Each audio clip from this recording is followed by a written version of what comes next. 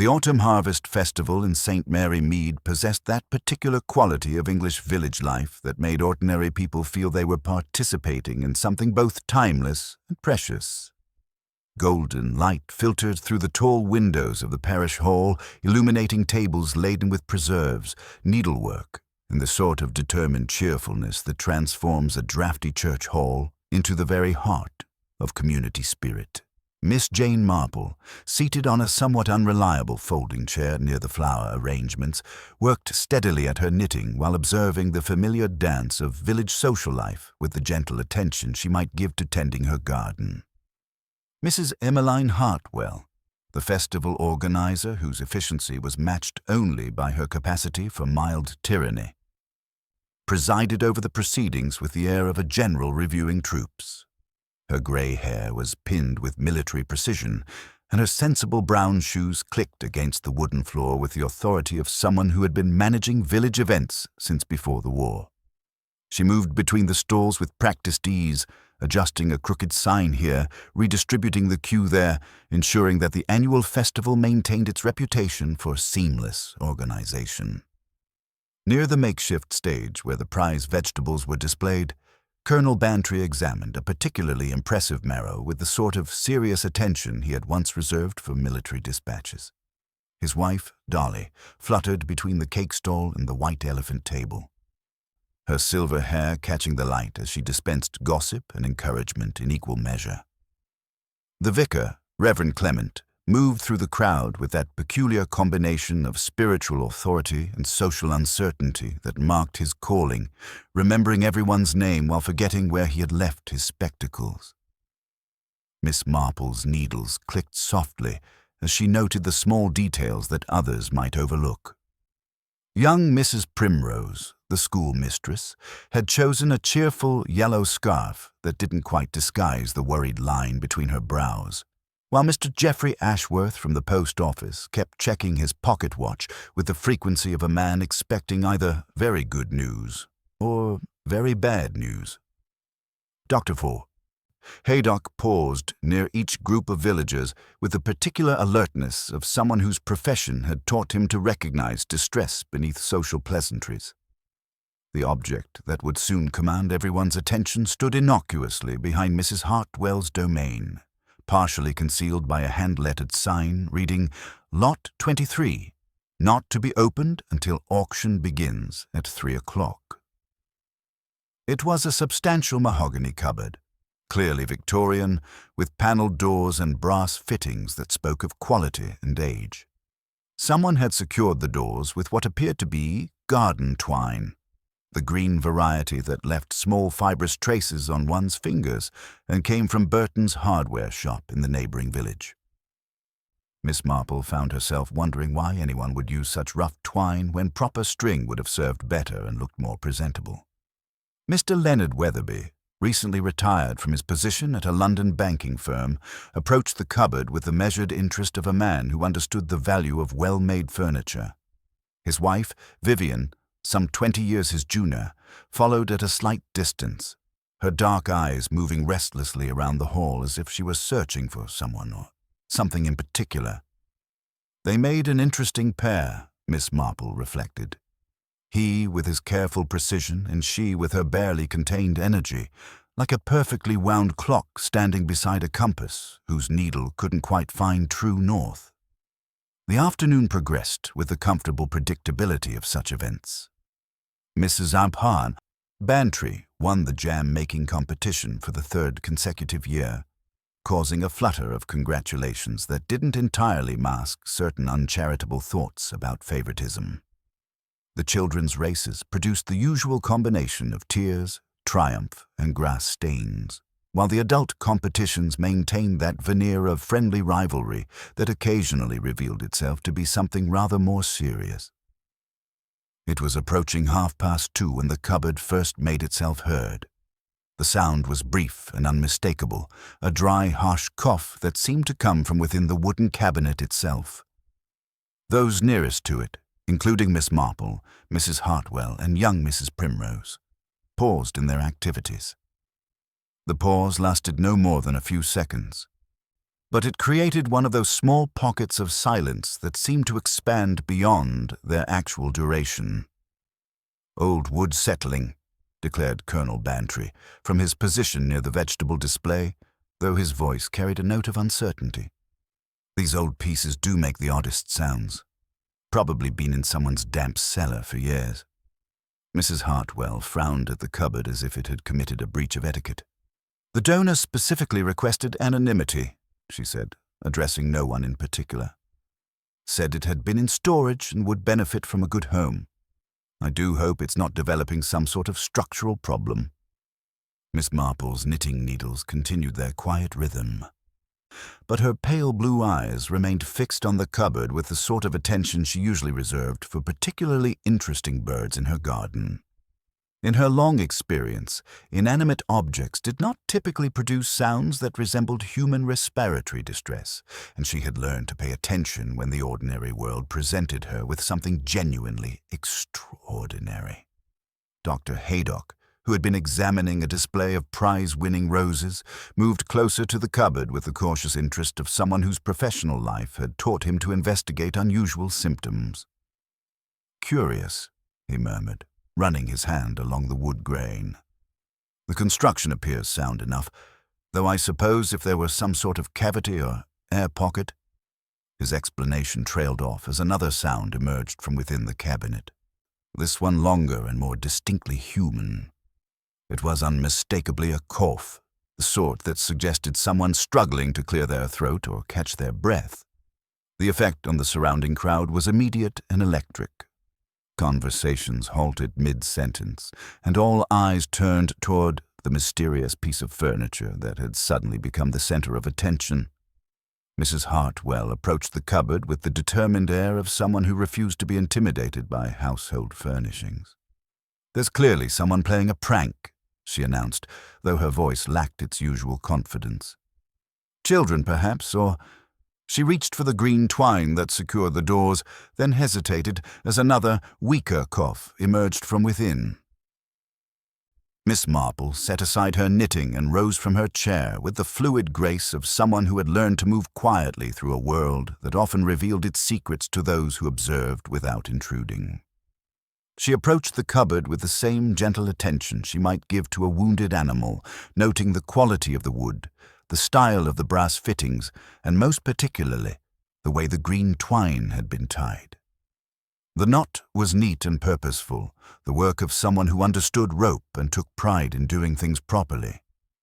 "Perhaps," she suggested mildly, "we should open it now rather than wait for the auction. If someone is unwell inside—" Her words hung in the air like smoke from an extinguished candle, carrying implications that no one wanted to examine too closely. Mrs. Hartwell nodded reluctantly and began working at the knot with fingers that trembled slightly despite her determined expression. The green twine proved stubborn, leaving small fibrous traces on her hands as she struggled with the increasingly tight binding. Dr. Haydock stepped forward to assist, his medical training overriding social protocol. Together, they managed to loosen the twine sufficiently to pull open the heavy mahogany doors. The cupboard exhaled a breath of stale air tinged with something medicinal, something that reminded Miss Marple unpleasantly of the eucalyptus pastilles her late nephew Raymond had used for his chest complaints. What they discovered within would transform the peaceful harvest festival into something far more sinister, though at first glance it appeared to be nothing more than an elderly man who had chosen a most unusual place for an afternoon rest. Mr. Percy Fortescue, the village's meticulous bank manager and treasurer of half a dozen local committees, sat slumped against the back panel of the cupboard with his eyes closed and his usually immaculate appearance somewhat disheveled. For a moment, the assembled villagers stared in bewildered silence, as if trying to reconcile the impossible sight before them with the rational world they thought they understood. Then Mrs. Primrose released a small, choked cry, and Dr. Haydock stepped forward with the swift efficiency that marked his profession. His examination was brief but thorough, and when he straightened, his face bore the grave expression that everyone recognized and dreaded. "I'm afraid Mr. Fortescue is dead," he announced quietly. Has been for some time, I should think, though the circumstances. He gestured helplessly at the cupboard, at the impossibility of the situation, at the questions that seemed to multiply with each passing second. Miss Marple remained very still, her keen eyes taking in details that others might overlook in their shock and confusion. She noticed the small cardboard box on the shelf near where Mr. Fortescue's shoulder rested, noticed the faint white residue within it, noticed the way his usually pristine collar had been disturbed. Most particularly, she noticed that while his position suggested he had simply sat down and closed his eyes, there was something about the arrangement that struck her as oddly deliberate, as if someone had taken great care to ensure he appeared comfortable in his final rest. The Harvest Festival had acquired an item that definitely had not appeared on Mrs. Hartwell's carefully prepared list, and Miss Marple suspected that before the mystery was solved, the peaceful village of St. Mary Mead would discover that some secrets, like some cupboards, coughed only once before revealing what they had been hiding. The silence that settled over the parish hall possessed that particular weight of shock, where ordinary sounds became magnified, and the cheerful bunting suddenly seemed inappropriate against the gravity of death. Mrs. Hartwell stood frozen beside the open cupboard, her efficient demeanor crumbling as she stared at the impossible sight of Percy Fortescue's still form. Someone's teacup rattled against its saucer, unnaturally loud in the stunned quiet, while children sensed the adult distress and pressed closer to their parents. Colonel Bantry recovered first, his military training asserting itself over the bewilderment. "Right then," he declared, moving to position himself near the cupboard with the authority of a man accustomed to crisis. "We must secure the area immediately and contact the proper authorities. No one should disturb anything until the police arrive." His voice cut through the paralysis, providing the leadership that shocked civilians desperately needed. Dr. Haydock continued his careful examination without moving the body, his professional demeanor masking his own disquiet. "Rigor mortis suggests he's been dead for several hours," he murmured, more to himself than the gathering crowd. "Late morning, I should estimate, though how Percy came to be inside a locked cupboard." He gestured helplessly at the sheer impossibility of the situation, his medical training offering no explanation for such bizarre circumstances. Miss Marple observed the reactions around her with the quiet attention that had served her well through decades of village life. Mrs. Primrose had gone quite pale and gripped a nearby table as if it were her only anchor to sanity. Young Mr. Ashworth from the post office continued checking his pocket watch with even greater frequency, his earlier nervousness now transformed into something approaching panic. Most intriguing was Mr. Leonard Weatherby's behavior, approaching the scene with analytical curiosity rather than shock, while his wife Vivian clutched his arm and avoided meeting anyone's eyes. Moving closer to the cupboard with careful steps, Miss Marple noted details that others might overlook in their distress. The front leg had been dragged slightly inward, leaving a faint scuff mark on the wooden floor. Stooping as if to adjust her shoe, she pinched up a tiny white speck from the groove and brought it discreetly near her nose. The scent was unmistakably medicinal, menthol mixed with something sweet like sugar dust. She let it drift away and resumed her mild expression, but her pale blue eyes remained thoughtful. The green twine that had secured the cupboard doors lay coiled on a nearby trestle, and Miss Marple examined it with the same gentle attention she might give to an interesting flower. The knot had been a neat constrictor, tied by someone who understood rope work and took pride in doing things properly. Yet the twine itself was common garden stock from Burton's Hardware in much Benham, the sort that left green fibrous traces on one's fingers when handled. Her gaze drifted toward a narrow door set into the paneling several yards away, a door so rarely used that the linoleum beneath showed a darker strip where foot traffic never fell. It stood slightly ajar, and Miss Marple remembered seeing Mrs. Hartwell prop it open around noon for ventilation. Someone standing there could easily have produced those two distinctive coughs, then slipped away through the back passage to the churchyard. The arrival of Inspector Slack brought official authority to the scene, though his brisk manner suggested a man more comfortable with straightforward crimes than village mysteries. He listened to Dr. Haydock's preliminary report with growing impatience, clearly hoping for a simple explanation. "Natural causes, most likely," he announced to the assembled villagers. "Heart attack, perhaps. The question is how he came to be in there and who secured the doors." As Sergeant Miller began taking statements, the villagers' initial shock gave way to speculation. Mrs. Ghibli whispered to anyone within earshot that she'd always found Percy Fortescue rather odd, though no one recalled her expressing such opinions before. Colonel Bantry suggested a simple heart attack, preferring straightforward explanations to sensational mysteries. Dolly Bantry mentioned Percy's careful attention to his health, particularly his reliance on medicinal pastilles for respiratory complaints. Miss Marple listened to these emerging theories with the patience of someone who understood that truth often hid beneath the surface of obvious explanations. Percy Fortescue had been a methodical man who lived by schedules and fulfilled obligations with clockwork precision. The idea that he would voluntarily climb into a cupboard seemed as unlikely as the suggestion that he would appear in public with unpolished shoes. Someone had taken considerable care to arrange his final rest with dignity, and Miss Marple suspected that whoever had done so possessed both intimate knowledge of the village and a very specific reason for choosing this particular method of concealment.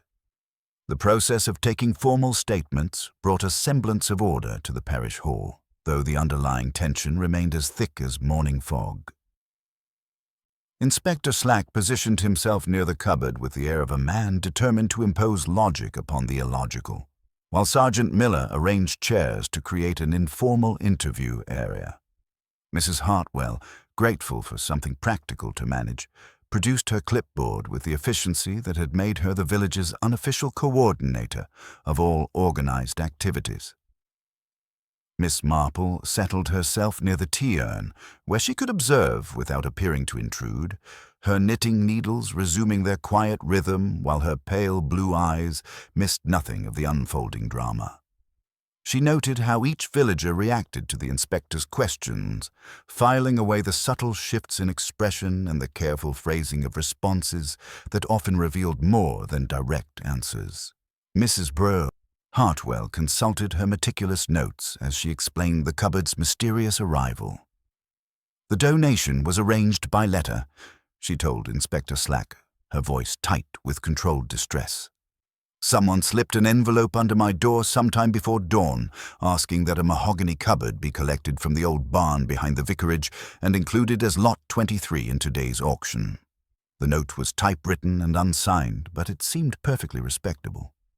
The inspector frowned at this information, clearly preferring donors who provided proper identification and forwarding addresses. "And you saw nothing suspicious about an anonymous donation of valuable furniture?" "Well, no," Mrs. Hartwell replied, somewhat defensively. "We often receive anonymous donations for charity auctions. People prefer not to be thanked personally, you understand. I sent young Tom Perkins to collect it around 8:30, and we moved it into position before 9 o'clock. Miss Marple's attention sharpened as she recalled the green twine that had secured the cupboard doors. Mrs. Hartwell continued her explanation with characteristic thoroughness, admitting that she herself had chosen the garden twine to secure the doors. "I wanted to prevent curious children from exploring before the proper time," she said.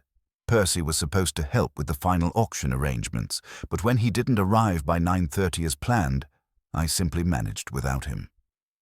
Young Mrs. Primrose provided the next piece of the emerging timeline, her hands still trembling slightly as she spoke. "I saw Percy walking past the school around 9:15, she told Sergeant Miller. "He was carrying his leather satchel and moving quite purposefully toward the village center. He appeared perfectly well, though perhaps somewhat preoccupied with his thoughts." The timeline continued to develop as other witnesses came forward.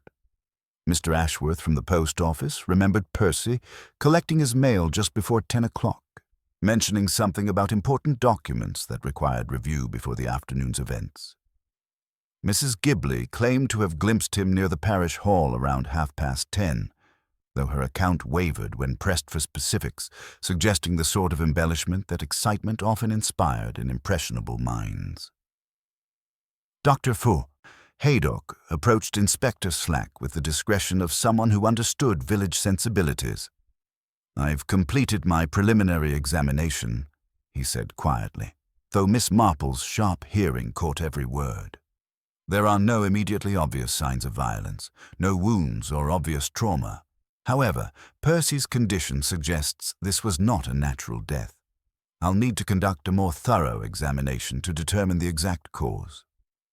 Miss Marple observed the reactions to this carefully worded announcement with particular interest. Most villagers displayed the expected shock that violent death could touch their peaceful community, but she noted several more intriguing responses. Mr. Leonard Weatherby nodded thoughtfully, as if the doctor's conclusion confirmed suspicions he had already formed.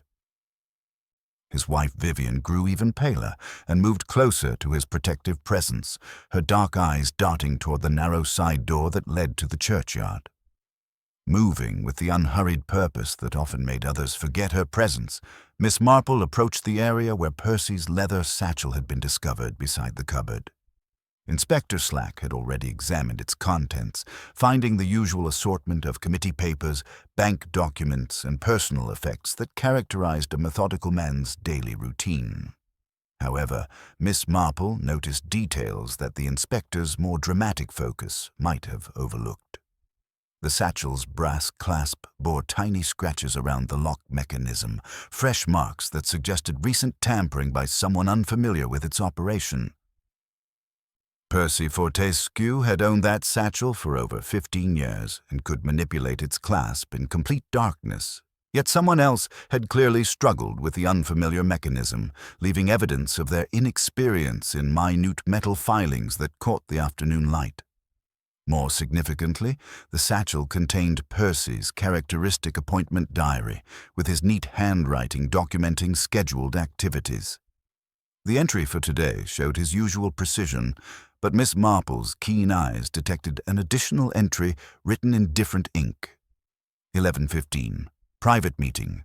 Confidential. The appointment had been added recently, possibly even that morning, and the different ink suggested either haste or the need for secrecy. As the questioning continued, Miss Marple noticed other telling details that accumulated like pieces of a complex puzzle. The side door that led to the vestry stood slightly ajar, and she remembered the distinctive cough that had first drawn attention to the cupboard. If Percy had been dead for hours, as Dr. Haydock suggested, then someone else had produced those sounds to ensure the cupboard's early discovery. The timing felt deliberate, as if someone had feared the scheduled 3 o'clock opening more than the dramatic revelation that had actually occurred. Mrs. Bantry approached Miss Marple with the confidence of an old friend who enjoyed both mystery and confidential conversation. "Percy was supposed to collect the morning receipts," she whispered, glancing around to ensure their privacy. "He always made his rounds at precisely 11 o'clock, checking each stall and recording the early sales in that leather notebook of his. But he never appeared at my cake table, and I'd saved a piece of my new ginger loaf especially for him." This information added another layer to the mysterious timeline. Percy Fortescue lived by schedules and fulfilled obligations with clockwork precision, yet he had failed to complete his most routine responsibility. Miss Marple suspected that whoever had arranged the 11:15 meeting had known enough about Percy's habits to exploit them, using his punctuality and discretion against him. The festival continued around them in subdued fashion, with villagers speaking in hushed tones while maintaining the pretense of normal activity. Children were kept occupied at the far end of the hall, away from the grim reality of the open cupboard, while adults struggled to process the transformation of their peaceful celebration into something far more sinister. Miss Marple continued her quiet observations, understanding that in such circumstances, people often revealed more about themselves than they intended, and that the truth, like her knitting, would emerge one careful stitch at a time. The methodical accumulation of evidence had transformed Inspector Slack's investigation from puzzled inquiry into focused pursuit, and Miss Marple observed with quiet satisfaction how the various threads were finally weaving themselves into a recognizable pattern. The inspector positioned himself near the cupboard that had started everything, consulting his notes with the systematic attention of someone who understood that successful prosecutions required unassailable chains of evidence rather than dramatic revelations. Inspector Slack's review began with the physical evidence that connected Vivian Weatherby directly to the crime scene. The distinctive shoe print found in the coal dust at Percy's cottage matched perfectly with the crescent-shaped nick in Vivian's heel, while the handwriting analysis had revealed unmistakable similarities between her natural flourishes and the forged signatures in both the post office ledger and the pharmacy receipt. These were not matters of interpretation or coincidence, but concrete proof of her presence at crucial moments throughout the day. The timeline discrepancies had proven equally damaging to Vivian's carefully constructed alibi. Mrs. Hartwell's certain recollection that Vivian had not been helping with flower arrangements during the critical period between 11 and 11:30 directly contradicted Vivian's earlier statement, leaving her unaccounted for during precisely the time when Percy's mysterious appointment had been arranged and executed. Combined with her access to the vestry key and her intimate knowledge of the festival's financial procedures, the evidence painted an increasingly clear picture of premeditated murder. Miss Marple rose from her chair with the unhurried grace that often made others forget her presence, moving toward the commemorative display with apparent interest in the village's historical photographs. Her true attention, however, remained focused on Vivian Weatherby's increasingly desperate attempts to maintain composure under the mounting pressure of official scrutiny. The younger woman's restless energy had transformed into something approaching barely controlled panic, her dark eyes darting between potential escape routes with the instinctive calculation of someone who understood that her carefully constructed world was collapsing around her. Moving with characteristic discretion, Miss Marple positioned herself near the white elephant table where she could observe Vivian's behavior without appearing to intrude. She noted how Vivian's hands trembled slightly as she attempted to maintain her helpful facade, organizing items with the mechanical precision of someone whose mind was entirely occupied with more pressing concerns. Most tellingly, when Inspector Slack mentioned the pharmacy receipt, Vivian's immediate reaction was to touch her throat in the unconscious gesture of someone who associated mentholated lozenges with personal vulnerability rather than casual purchase. The psychological pressure intensified when Dr. Haydick approached with additional findings from his preliminary analysis. The white residue found in the cardboard box had indeed contained traces of a sophisticated alkaloid poison, cunningly masked by the strong menthol flavor that would have disguised any unusual taste.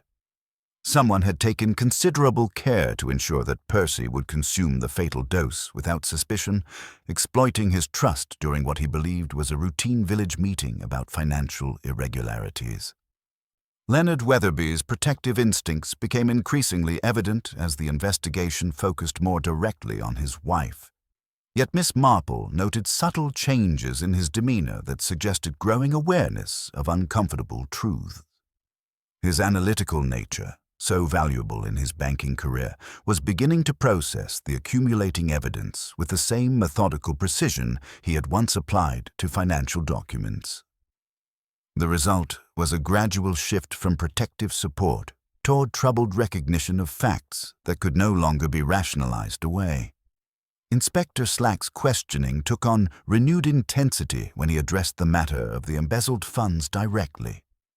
Percy's partially burned ledger had revealed systematic manipulation of the festival accounts over several months, with someone redirecting charitable donations for personal use through a series of carefully disguised transactions.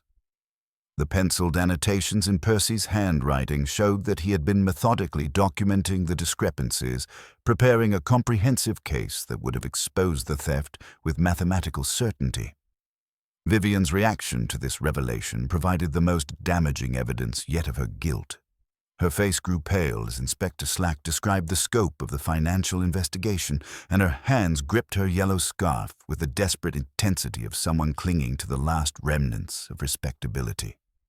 When the inspector mentioned that Percy had planned to confront the embezzler privately before involving official authorities, Vivian's composure cracked visibly, revealing glimpses of the desperation and calculation that had driven her to murder when her secret life threatened to destroy everything she'd worked to build.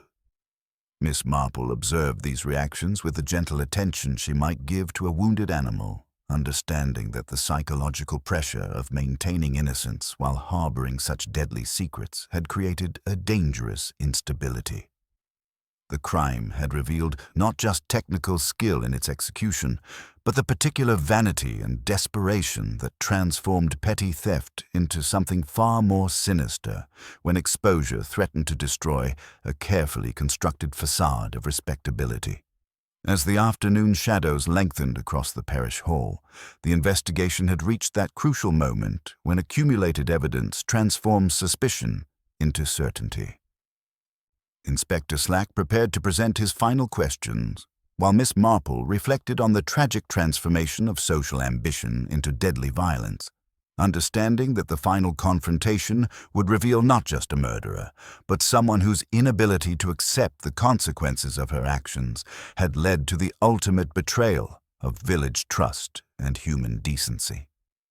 The confirmation of murder transformed the parish hall's atmosphere from shocked bewilderment to something far more sinister as villagers began to regard each other with the uncomfortable awareness that a killer walked among them.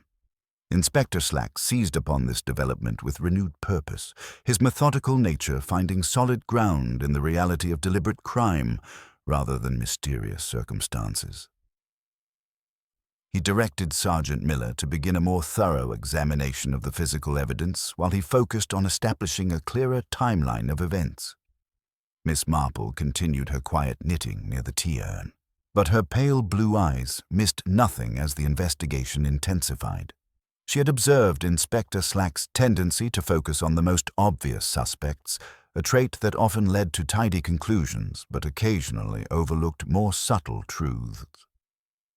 The revelation about poisoning confirmed her instinct that Percy's death had been carefully planned, but the elaborate staging suggested someone with both intimate knowledge of village routines and a flair for theatrical misdirection.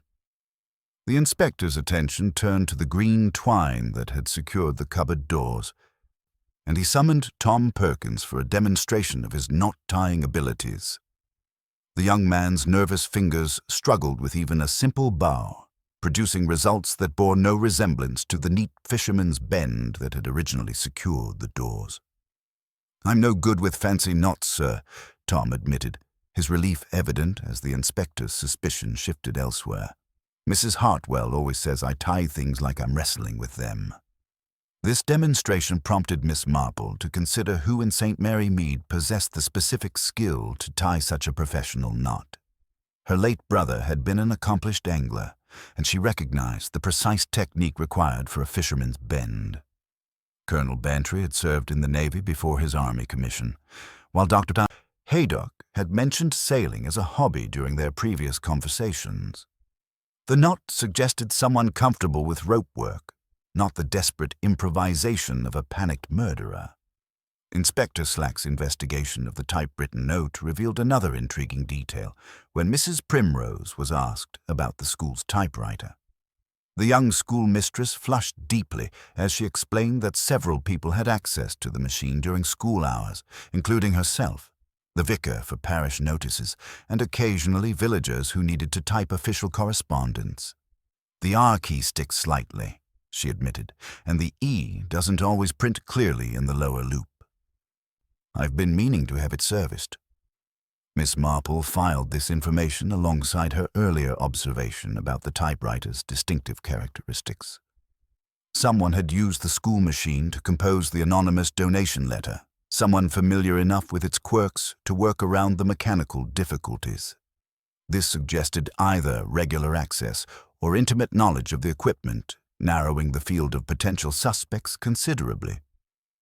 The mysterious appointment entry in Percy's diary continued to puzzle the investigators, particularly the different ink that suggested a last-minute addition. Dr. Haydock's examination of the diary revealed that the appointment had been written with a fountain pen using blue-black ink, while Percy's usual entries were made with his characteristic black fountain pen. Someone had either borrowed Percy's diary to add the appointment or had convinced him to make the entry himself, using different writing materials. Mrs. Hartwell approached Inspector Slack with information that cast new light on the morning's timeline. "I've just remembered something rather important," she announced, consulting her ever-present clipboard. "When I arrived at the hall around 8 o'clock to begin preparations, I found the side door to the vestry standing open. I assumed Reverend Clement had arrived early for some church business, but when I checked with him later, he said he hadn't opened it." This revelation prompted an immediate search for the missing vestry key, and Reverend Clement confirmed that it had disappeared from its usual hook sometime during the previous evening or early morning. The key provided access not only to the vestry, but also to the passage that connected the church to the parish hall, offering a potential route for someone to move unobserved between the buildings. Miss Marple's attention was drawn to the small cardboard box that had been found near Percy's body, now carefully bagged as evidence. She had noticed during her brief examination that it bore the label of Pemberton's Pharmacy in Much Benham, but the lozenges inside were not Percy's usual brand. For 15 years, Percy had been faithful to Grimsby's aniseed pastilles, a rather old-fashioned remedy that he ordered specifically from a London chemist. The mentholated lozenges in the box represented a significant departure from his established habits. Dr. Safe. Haydock confirmed her suspicions when he reported his preliminary findings to Inspector Slack. "The white residue in the box contains traces of a substance I cannot immediately identify," he said quietly. "It appears to be mixed with the sugar coating of the lozenges, suggesting that someone may have tampered with them. I'll need laboratory analysis to determine the exact nature of the poison, but the delivery method seems quite sophisticated." The revelation that the murder weapon had likely been disguised as Percy's familiar medication cast the crime in a new light. Someone had taken considerable care to exploit Percy's regular habits, substituting poisoned lozenges for his usual remedy. This level of premeditation suggested intimate knowledge of his routines and access to his personal effects, pointing towards someone within his circle of regular acquaintances. Inspector Slack's methodical questioning revealed another crucial detail when Mr. Ashworth from the post office admitted to handling Percy's mail that morning. "He collected his letters just before 10 o'clock, Ashworth explained, his nervousness evident in his fidgeting hands. "There was a package from London, his usual monthly order from that chemist he favors. I remember because the postage was quite expensive, and Percy always complained about the cost." Miss Marple's interest sharpened at this information. If Percy had received his usual supply of lozenges that morning, then someone had intercepted the package and substituted the poisoned alternatives. The timing suggested careful planning, with the killer waiting for the monthly delivery to execute their plan. This level of preparation indicated someone who had been observing Percy's habits for an extended period, studying his routines with the patience of a predator. The investigation had revealed a complex web of preparation and deception, far removed from the simple crime of passion that Inspector Slack had initially suspected. Someone had orchestrated Percy's death with theatrical precision, from the anonymous donation of the cupboard to the carefully timed discovery of the body. Miss Marple suspected that the true murderer possessed not only the means and opportunity, but also a compelling motive that remained hidden beneath the surface of village respectability. The challenge now was to identify which of their neighbors had harbored such deadly intentions while maintaining the perfect facade of innocence.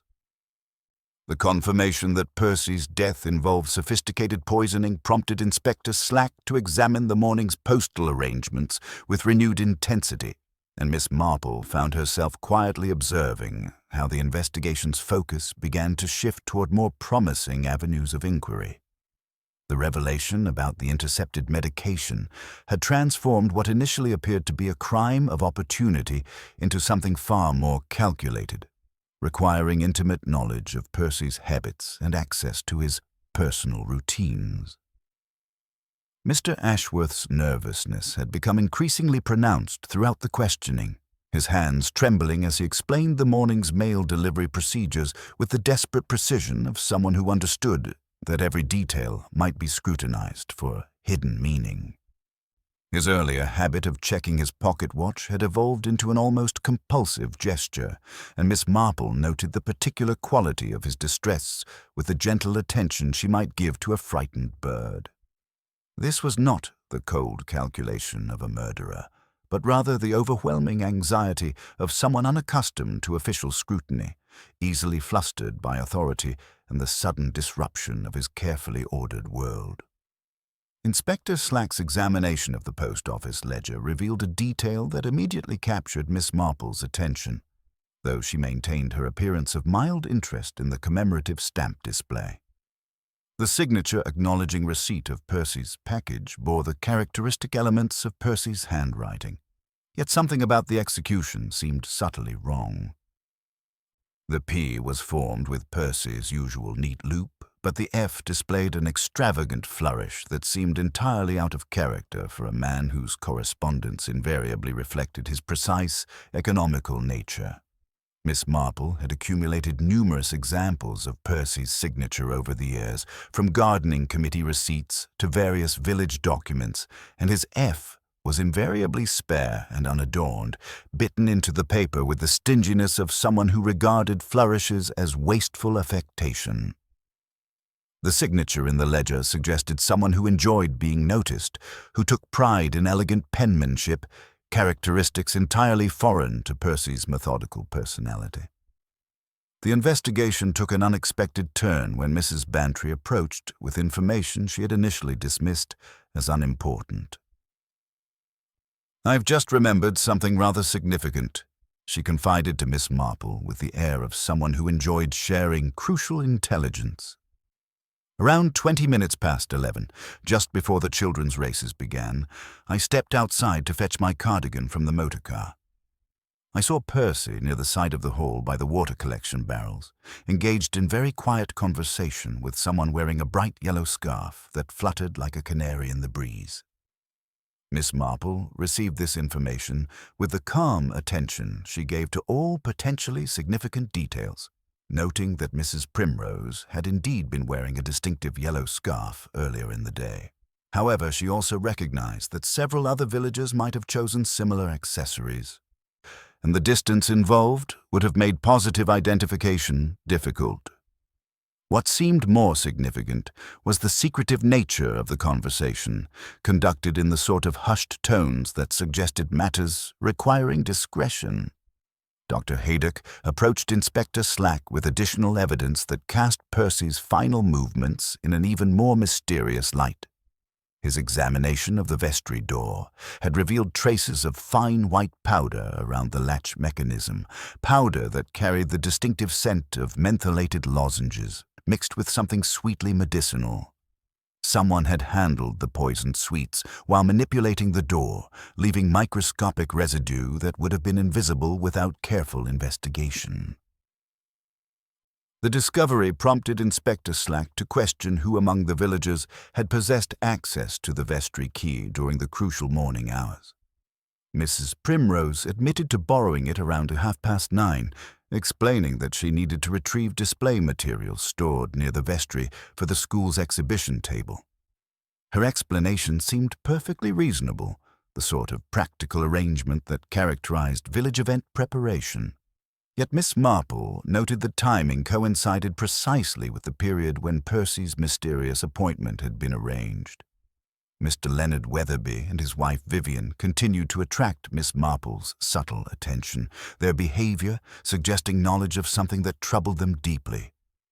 Leonard's analytical approach to the crime scene seemed oddly detached, as if he were observing an interesting puzzle rather than confronting the violent death of a neighbor.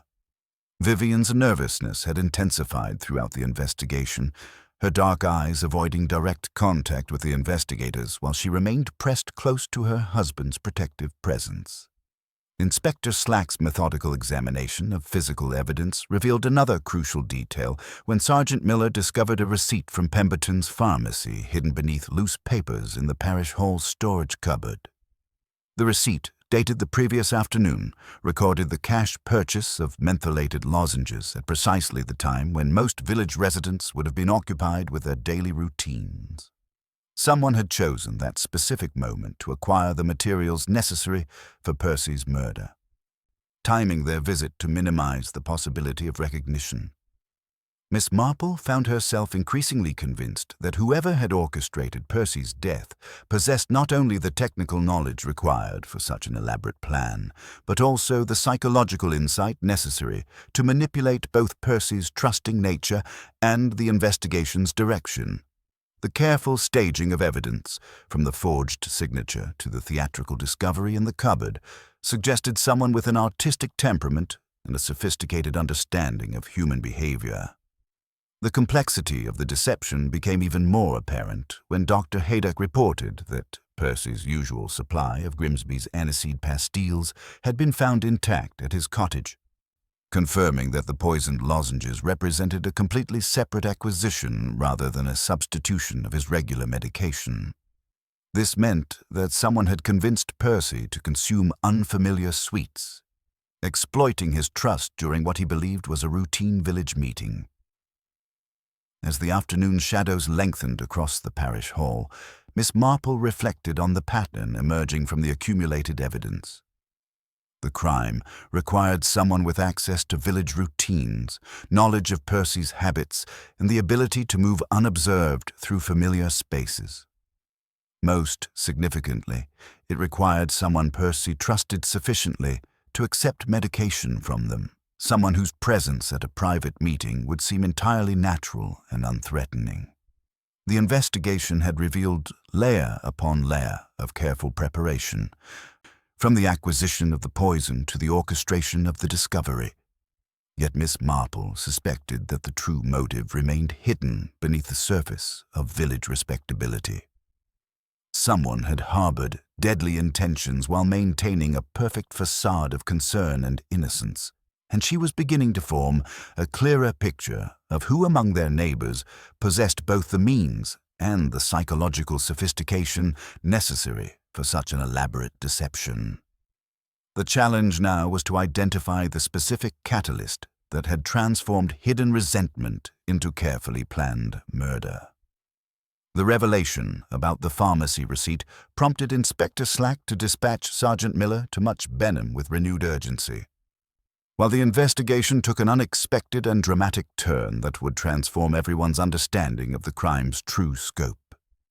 Miss Marple had barely finished observing Mrs. Primrose's increasingly agitated state when young Tom Perkins burst through the parish hall doors with news that sent a chill through the assembled villagers.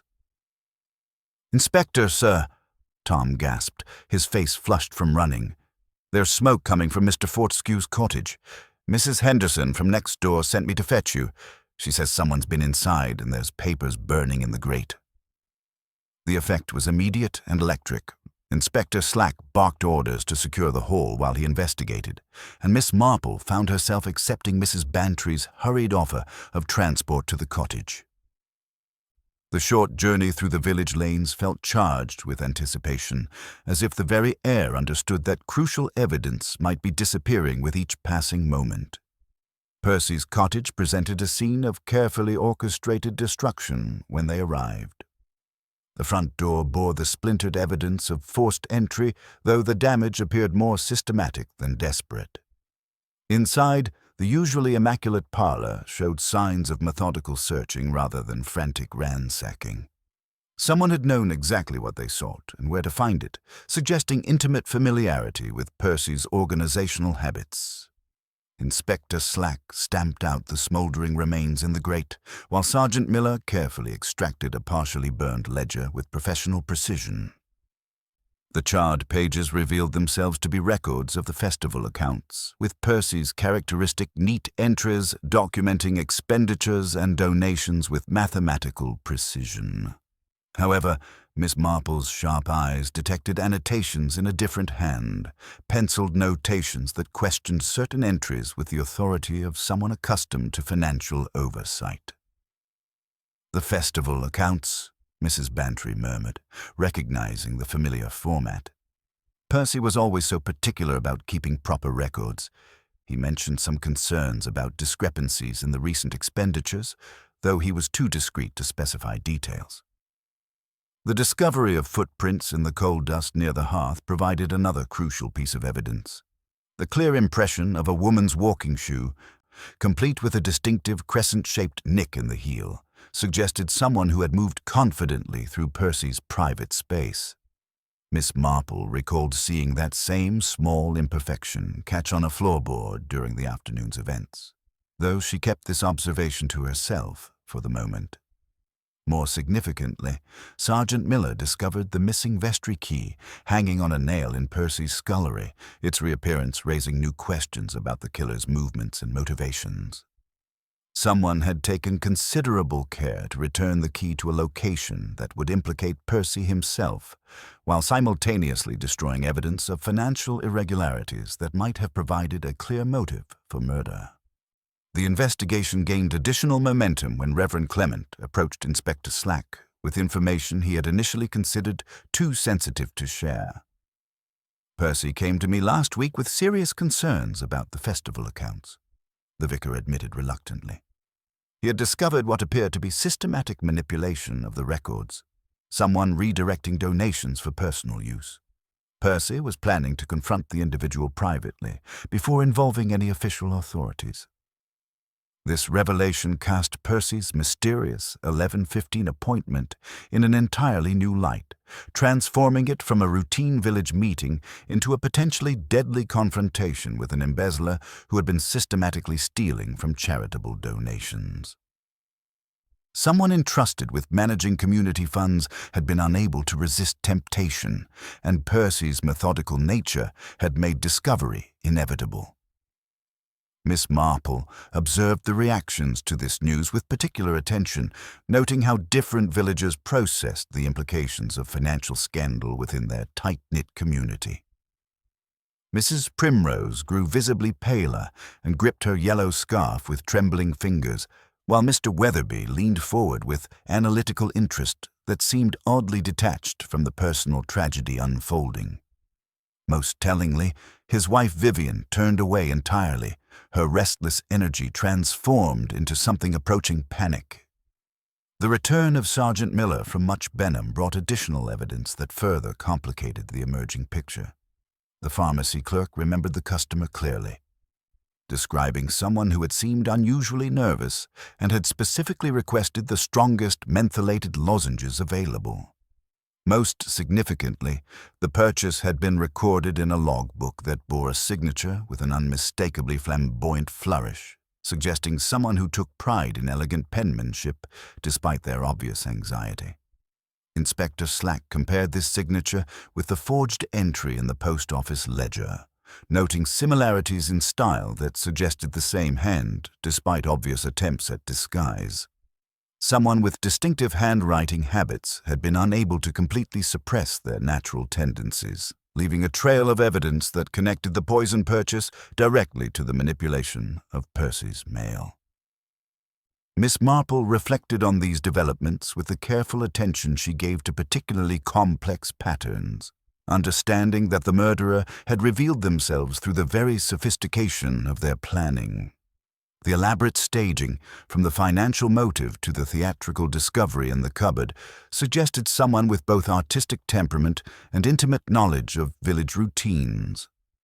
Most significantly, it pointed towards someone whose social position would be utterly destroyed by exposure of their theft, making Percy's silence worth any price, including murder. The investigation had uncovered a web of deception that extended far beyond the immediate crime, involving betrayed trust, stolen charity funds, and the desperate lengths to which seemingly respectable people would go to preserve their carefully constructed facades. Miss Marple suspected that the true murderer was someone who had been living among them for years, maintaining perfect respectability while harboring both the skills and the desperation necessary to commit such an elaborate crime when their secret life finally threatened to destroy everything they had worked to build. The return to the parish hall brought with it an atmosphere charged with new urgency, as Inspector Slack positioned himself to methodically examine the financial aspects of the crime that had emerged from the smoking ruins of Percy's cottage. The revelation of embezzlement had transformed the investigation from a puzzling village mystery into a matter of concrete motive and calculated murder. Yet Miss Marple found herself increasingly attentive to the subtle behavioral details that often revealed more than official evidence. Inspector Slack's systematic approach focused on identifying who among the villagers had possessed access to the festival accounts, and Mrs. Hartwell consulted her clipboard with characteristic efficiency as she explained the distribution of financial responsibilities. Mrs. Weatherby kindly offered to assist with the reconciliation of stall takings throughout the day, she announced, her voice carrying the slight defensiveness of someone whose organizational methods were being scrutinized. I provided her with duplicate receipt books and a small ledger for temporary entries while Percy made his official rounds. Miss Marple observed Vivian Weatherby's reaction to this revelation with the gentle attention she might give to a nervous bird, noting how the younger woman's restless energy had intensified into something approaching barely controlled panic. Vivian remained pressed close to her husband's protective presence, yet her dark eyes continued their restless movement around the hall, as if searching for escape routes or calculating distances to potential safety. Moving with the unhurried purpose that often made others overlook her presence, Miss Marple approached the white elephant table where Mrs. Bantry was organizing the remaining items for sale. "Perhaps Mrs. Weatherby might help us with some fresh labels," she suggested mildly, producing a fountain pen whose ink ran toward blue-black. "Your handwriting is so very elegant, my dear. Just a few simple entries would be most helpful." Vivian accepted the task with the eager compliance of someone desperate to appear cooperative and useful. She bent over the labels with concentrated attention, her dark hair falling forward as she wrote with practiced grace. Miss Marple observed, without seeming to watch, as the letters formed themselves with distinctive characteristics, particularly noting how the capital letters acquired decorative flourishes that spoke of someone who took pride in elegant penmanship and enjoyed being noticed for such accomplishments.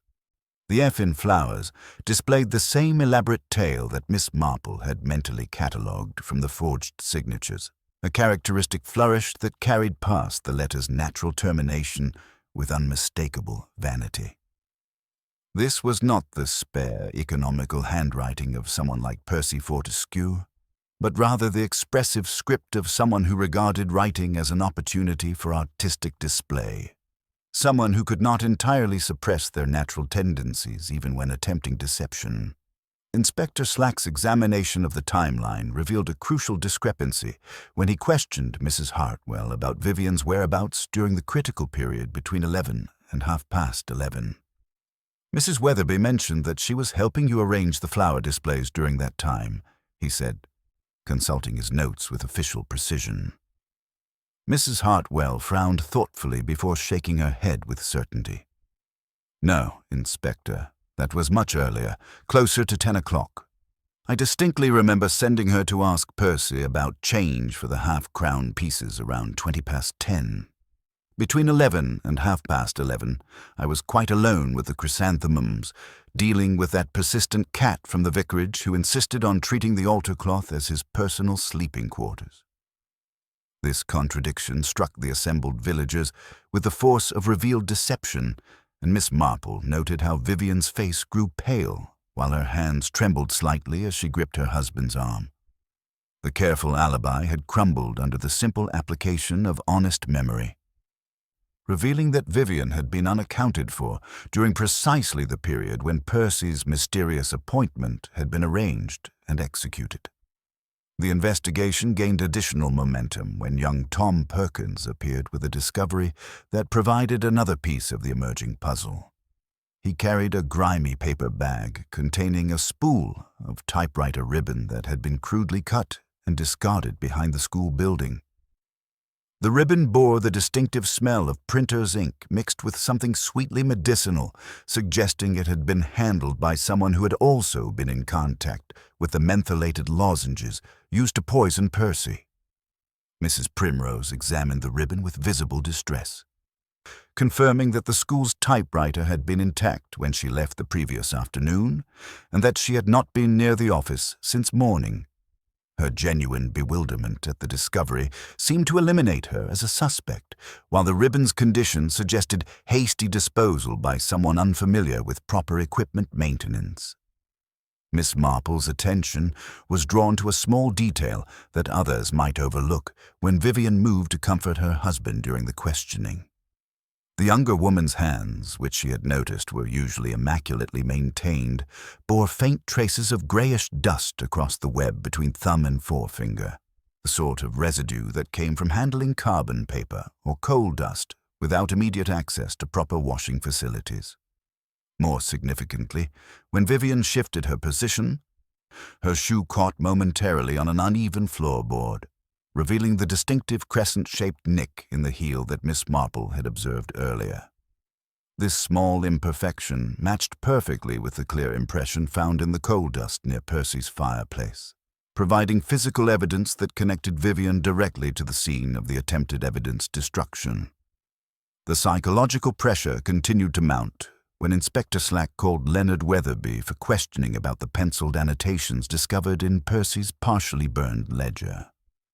Leonard's calm recitation revealed that he had assisted Percy in analyzing the financial irregularities, confirming that Percy had planned to confront the embezzler privately before involving official authorities. "We agreed that Percy would speak to the person concerned today," Leonard explained with professional detachment, "and if necessary, we would present the matter to the full committee this evening." Miss Marple observed how this revelation affected the various suspects, noting that while Mrs. Primrose appeared genuinely shocked by the extent of the deception, Vivian's reaction suggested knowledge rather than surprise. The younger woman's nervous energy had transformed into something approaching desperation, as if she understood that her carefully constructed world was collapsing around her with increasing speed. The final piece of evidence emerged when Mrs. Bantry, in her enthusiasm for providing helpful details, mentioned Vivian's habit of carrying mentholated pastilles for her nerves. This innocent observation connected directly to the medicinal scent that had clung to the vestry door and the distinctive aroma Miss Marple had detected around the cupboard, suggesting that Vivian had been handling the poisoned lozenges throughout the morning while maintaining her facade of helpful participation in the festival activities. As the afternoon shadows lengthened across the parish hall, Miss Marple reflected on the pattern of evidence that had emerged through careful observation and methodical investigation. The crime had required someone with access to village routines, knowledge of Percy's habits, and the ability to exploit his trust while maintaining perfect respectability. Most significantly, it had required someone whose social position would be utterly destroyed by exposure of their theft, making Percy's silence worth any price, including elaborately staged murder. The investigation had revealed not just the mechanics of the crime, but the psychology behind it, exposing someone who had been living a double life while harboring the skills and desperation necessary to commit such an elaborate deception when their secret threatened to destroy everything they had worked to build. Miss Marple suspected that the final confrontation would reveal not just a murderer, but someone whose vanity and desperation had transformed petty theft into something far more sinister. Someone who valued appearances above human life itself. The weight of accumulated evidence had created an atmosphere of barely contained tension within the parish hall. Yet Miss Marple understood that the final proof would require more than physical clues and timeline discrepancies. In her long experience, she had observed that murderers often revealed themselves not through dramatic confessions, but through their instinctive reactions to carefully chosen tests, and she began to formulate the gentle examination that would expose the psychological truth behind the elaborate deception. Moving with characteristic discretion, Miss Marple approached Inspector Slack with a suggestion that carried the mild authority of someone whose insights had proven valuable.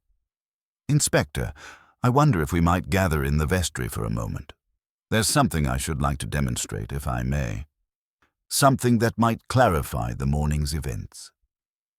Her tone suggested nothing more dramatic than a request to examine flower arrangements, yet something in her pale blue eyes prompted immediate cooperation. The narrow vestry, with its scarred wooden table and single window casting long shadows across the stone floor, provided an intimate setting that seemed to compress the tension between the assembled villagers.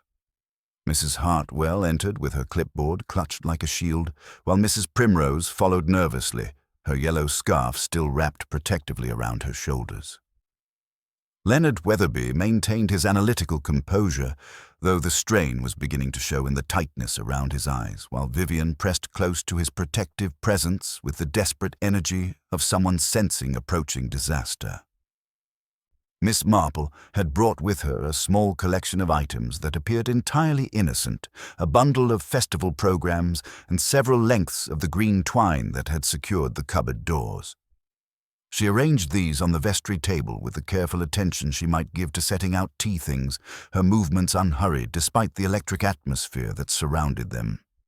"I find myself quite hopeless with knots," she announced mildly, "and I wondered if someone might demonstrate the proper way to secure these programs so they won't come undone in storage." Mrs. Hartwell immediately confessed her own inadequacy with rope work, her nervous laughter echoing strangely in the confined space. Mrs. Primrose shook her head with genuine regret, explaining that her attempts at knots invariably resulted in tangles that required scissors to resolve. Dr. Haydock admitted to knowing only the basic knots required for medical procedures, nothing approaching the sophisticated binding that had secured the cupboard doors. Miss Marple turned toward Vivian with the gentle expectation of someone seeking assistance with a household task. "My dear, you have such capable hands. I noticed earlier how efficiently you managed various tasks throughout the day. Perhaps you might show us the proper technique?" Vivian's response was immediate and telling. Her fingers moved to the green twine with unconscious assurance, looping and tucking the rough fiber into a neat, compact fastening that demonstrated both skill and long practice. The knot she produced was identical in structure to the fisherman's bend that had originally secured the cupboard doors, executed with the automatic precision of someone who had learned the technique thoroughly and never forgotten its application. The demonstration concluded in a silence that seemed to expand beyond the physical confines of the vestry, as everyone present recognized the significance of what they had witnessed. Miss Marple gathered the secured programs with quiet satisfaction, her pale blue eyes noting every detail of Vivian's increasingly agitated state. "Such a practical skill," she observed mildly. "One learns these things and they become quite automatic, don't they?" "Leonard taught me," Vivian said quickly, her voice carrying the desperate quality of someone whose carefully constructed explanations were beginning to crumble. "He's always been interested in sailing, and proper knots are essential for safety." Leonard's head turned sharply at this assertion, his analytical nature unable to accept a statement he knew to be false. The movement was small, but unmistakable, an involuntary reaction that revealed his wife's claim to be fabrication rather than fact.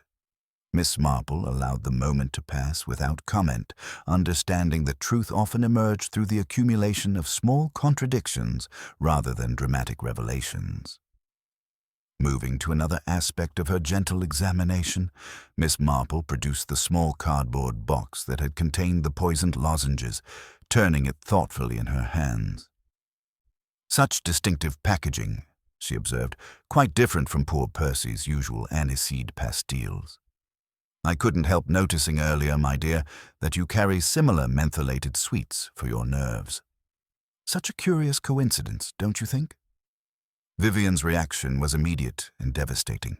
The color drained from her face with alarming speed, and her hands began to tremble with barely controlled agitation. "I don't understand what you're suggesting," she whispered, her voice carrying the brittle quality of glass under pressure. Percy always had respiratory complaints. Everyone knew about his medical needs. Miss Marple nodded with gentle understanding, her tone remaining conversational despite the mounting tension.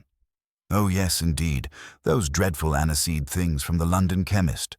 15 years of faithful patronage, I believe.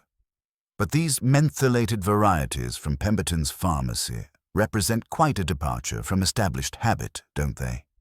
The sort of change that would require considerable persuasion from someone Percy trusted completely. The psychological pressure of this observation had its intended effect, as Vivian's carefully maintained composure finally showed signs of serious strain.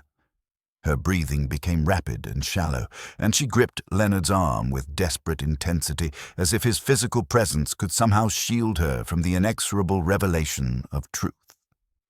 The elegant facade that had characterized her throughout the day was beginning to crack under the weight of specific knowledge that only the murderer could possess. Inspector Slack, recognizing the significance of these exchanges, moved closer with professional alertness while maintaining the appearance of casual observation. Miss Marple continued her quiet examination with the persistence of someone who understood that truth emerged through patience rather than confrontation, allowing the psychological pressure to build naturally through the accumulation of undeniable facts. The handwriting on the pharmacy receipt was particularly distinctive, Miss Marple continued in her mild tone.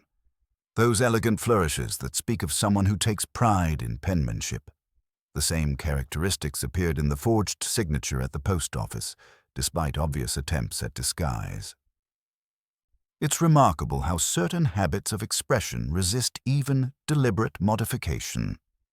Vivian's response revealed the vanity that had driven her to such elaborate staging throughout the crime.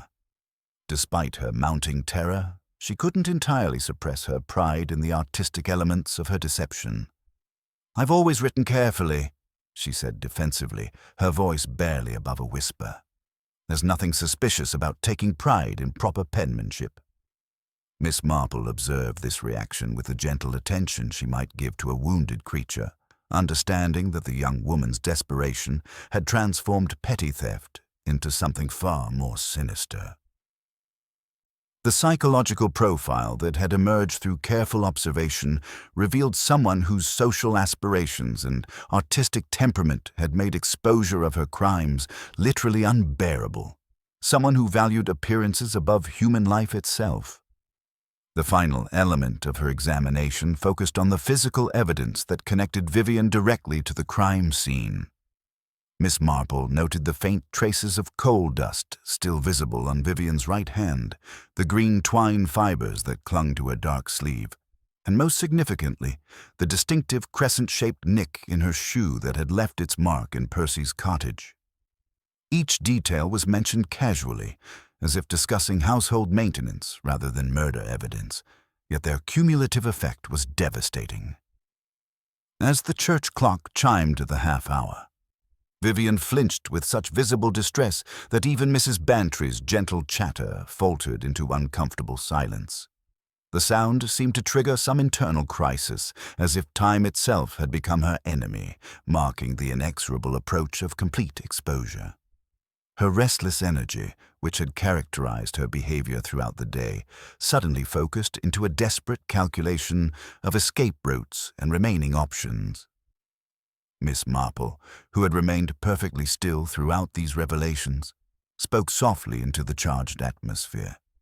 "The curious thing about elaborate deceptions, my dear, is how they often reveal more about their creators than simple honesty ever could.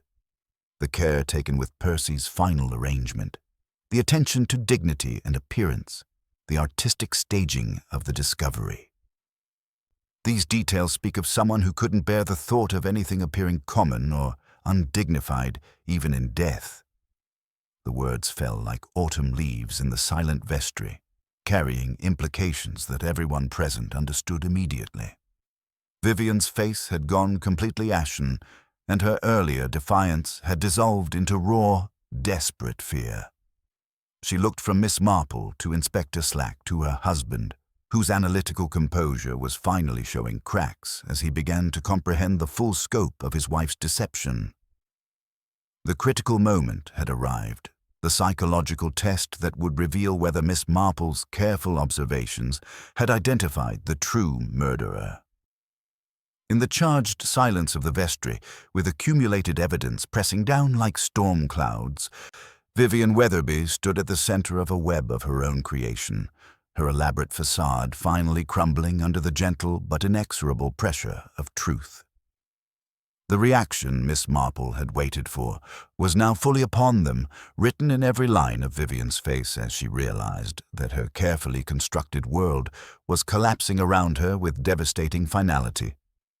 The psychological pressure that had been building throughout Miss Marple's gentle examination finally reached its breaking point as Vivian Weatherby's carefully maintained composure crumbled completely. Her breathing became rapid and shallow, her dark eyes darting desperately around the confined vestry, as if seeking some impossible escape from the inexorable revelation of truth.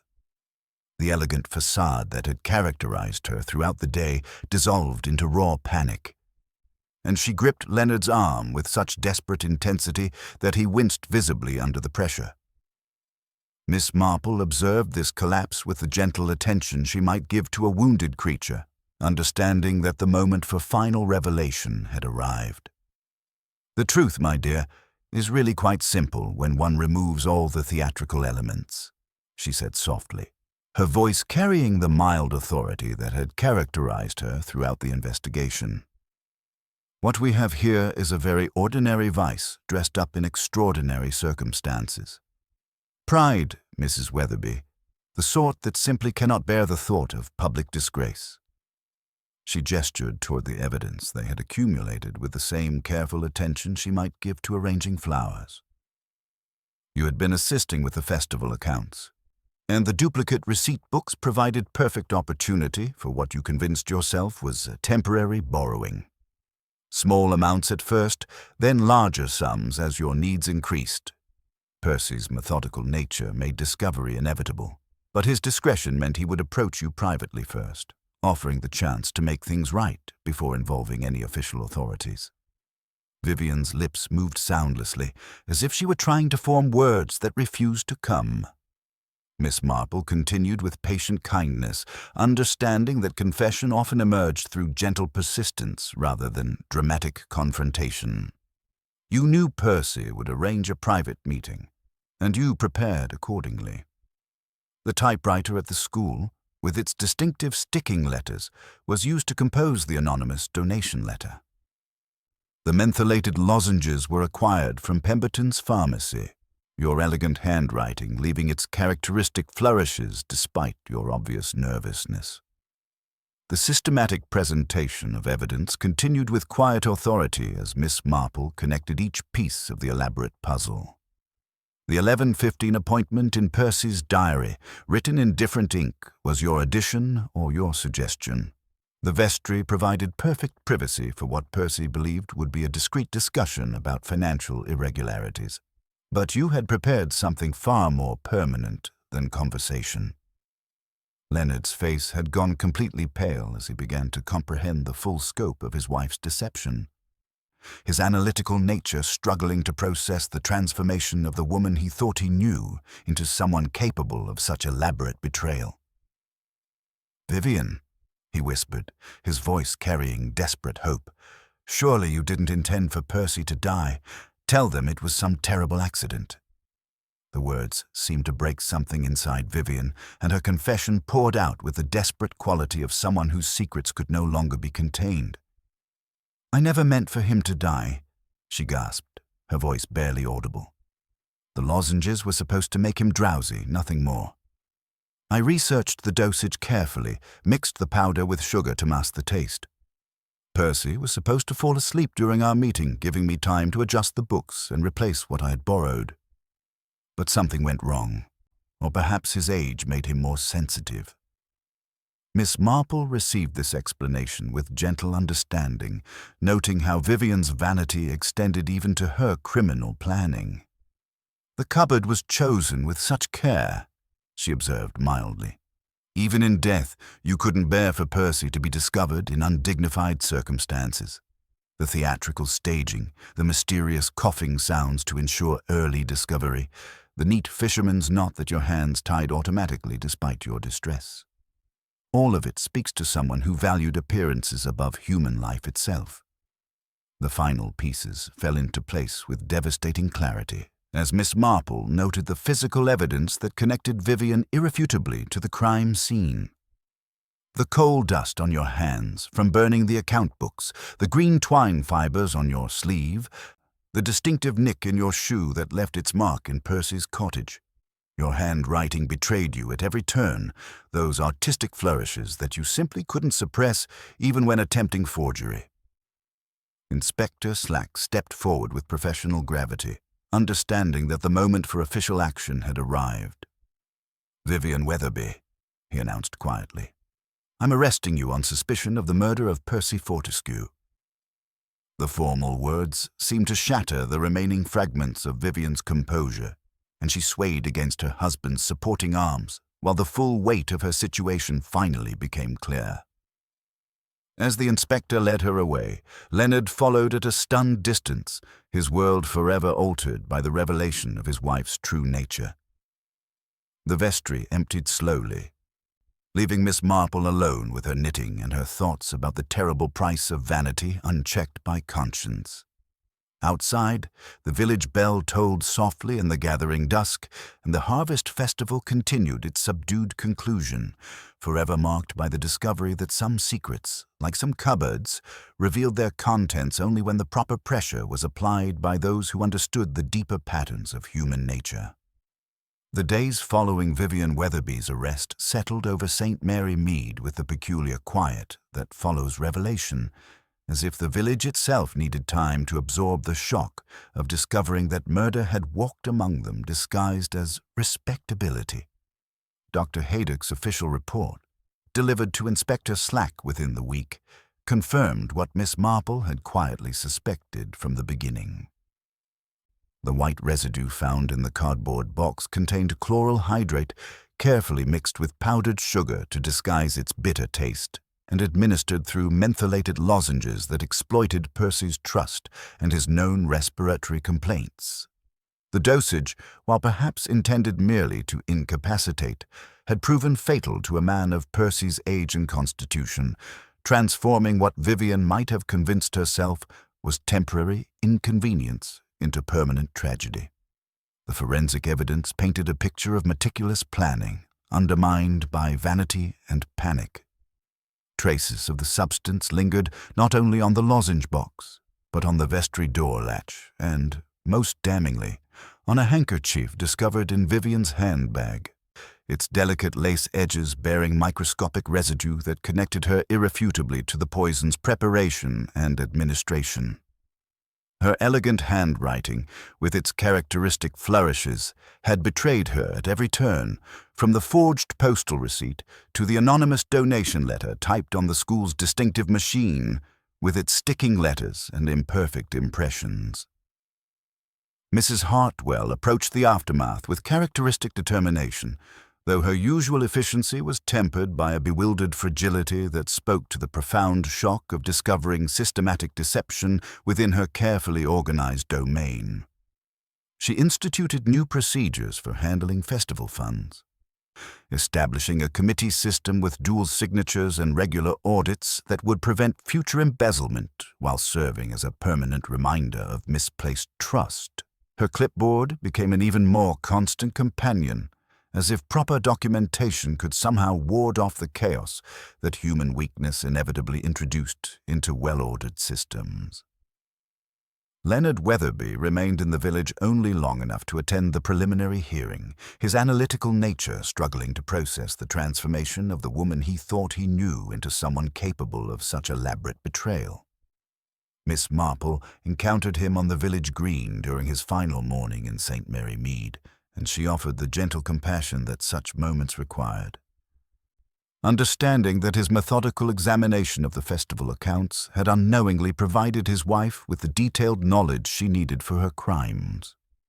His small, involuntary reaction when Vivian had falsely claimed he taught her the rope work had helped expose her deception, making him an unwitting instrument of justice despite his complete innocence of her intentions.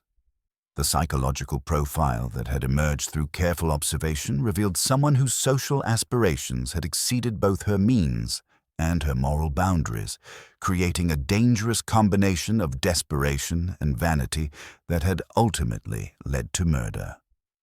Vivian's careful attention to appearances, from her elegant penmanship to her insistence on dignified staging even in death, spoke to someone who valued social perception above human life itself. Someone for whom public disgrace represented a fate worse than the consequences of increasingly elaborate crimes. Dr. Haydock provided perhaps the most poignant insight into the tragedy's true dimensions when he observed that Percy would almost certainly have arranged for discreet restitution rather than public prosecution, his fundamentally kind nature preferring mercy to justice when community harmony was at stake. Vivian's elaborate planning had been driven by imagined catastrophe rather than genuine threat, making her actions all the more tragic and unnecessary. As autumn deepened into winter, the village gradually resumed its familiar rhythms, though the mahogany cupboard's brief notoriety had transformed it into a permanent reminder of the day when ordinary village life had been disrupted by extraordinary crime. The children, with their characteristic resilience, had already begun incorporating the cupboard that coughed into their playground games, while adults spoke of the incident in hushed tones that mixed horror with a peculiar pride in having witnessed something that would become part of local folklore. Miss Marple settled into her evening routine with the quiet satisfaction that came from seeing justice served through patient observation rather than dramatic confrontation. Sitting by her fire with her knitting balanced on her lap, she reflected on the particular patterns of human behavior that had led to such tragic consequences, understanding that Vivian's crime represented not an aberration, but rather the logical conclusion of unchecked vanity and moral compromise. The case had demonstrated once again that the most dangerous criminals were often those who appeared most respectable and helpful, their very social graces providing perfect camouflage for activities that would have seemed impossible from someone of different background or temperament. Vivian's elaborate staging, from the anonymous donation to the theatrical discovery, revealed someone who approached even murder as a performance requiring proper attention to artistic detail and social perception. There were, Miss Marple reflected as her needles resumed their gentle clicking, two sorts of tidying in life, the straightening of rooms and accounts and the gentler kind that set mislaid truths in their proper places. The first could be accomplished with string and a good clipboard, but the second required patience, careful observation, and the willingness to see people as they truly were rather than as they wished to appear. The village of St. Mary Mead would remember this harvest festival not for its charitable success, but for the discovery that some secrets, like some cupboards, required the proper pressure to reveal their contents, and that truth, like her knitting, emerged most clearly when patient attention was paid to the small inconsistencies that revealed larger patterns of human nature. As the church clock chimed the hour and the last light faded from her garden, Miss Marple felt that familiar sense of order restored, understanding that her particular gifts for observation and human insight served a purpose beyond mere curiosity, helping to ensure that even the most carefully disguised crimes could not escape the gentle but inexorable pursuit of truth.